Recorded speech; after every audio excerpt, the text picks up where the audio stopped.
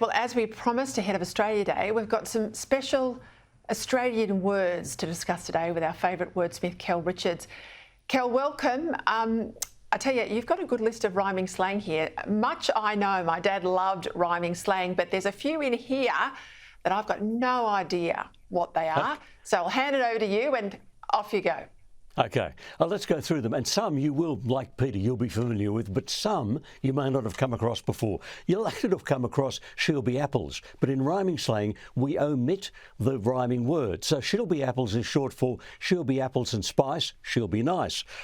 Babblers are babbling brooks, they're cooks. Having a captain's means having a captain cook, a look. A bit of a Barry is, of course, a shocker, a bit of a Barry Crocker. Me old china is me old china plate, me mate. Oh, what's the curry? What's the curry and rice? What's the price? I didn't know that one. I just discovered that. I didn't know that one either. No. And if someone says there's a lot of ducks around, that's short for ducks and geese. There's a lot of police around. Ducks and geese police. Fell over, broke his Lionel Rose, his nose. What about, she's got a great set of gingers, Ginger Meg's legs. Fairly familiar is the idea of he's doing a Harold Holt, a bolt, which not only rhymes with the surname, but is what he did. I'm feeling a bit Kevin today, a bit Kevin Sheedy, a bit seedy. And that'll be $1, please. $1, one Oxford scholar. So there you are. There's a list of... I was always told, Kel, that rhyming slang had sort of Cockney origins. Is that correct? Yes, absolutely. It was invented by Cockneys and was brought here by Cockney convicts. Pardon me. I had a look at very early rhyming slang, and the only very early convict rhyming slang was the word beef, which was rhyming slang for stop thief. And to put a beef on someone was to actually set up a hue and cry to chase them. Now, that's the only one I've discovered from the very early convict years, but all of this does come from Cockney convicts. As I said, my dad loved a bit of rhyming slang. When I went to university, we used a lot of rhyming slang there as well. And I think it was probably the 70s or the 80s. There was that comedian Ostentatious who had a #1, I won't call it a song, it was a recitation with that song about Australiana.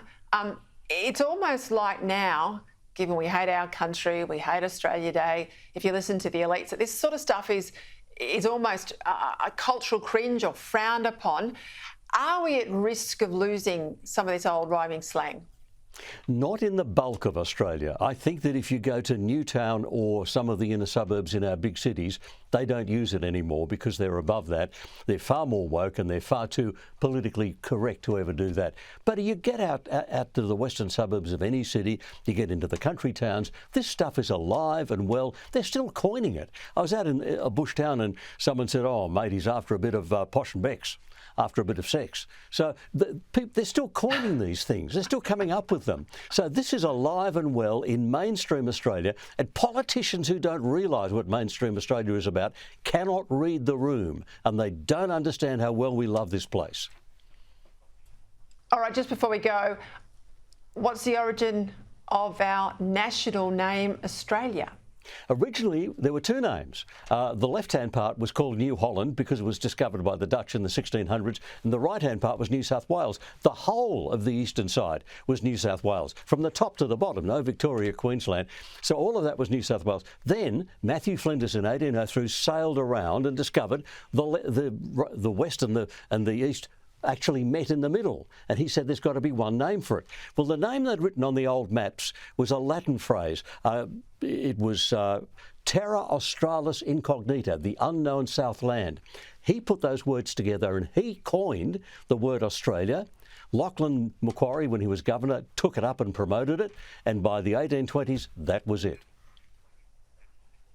Beautiful. I tell you, how good is he? Thank you, Kel. See you next week.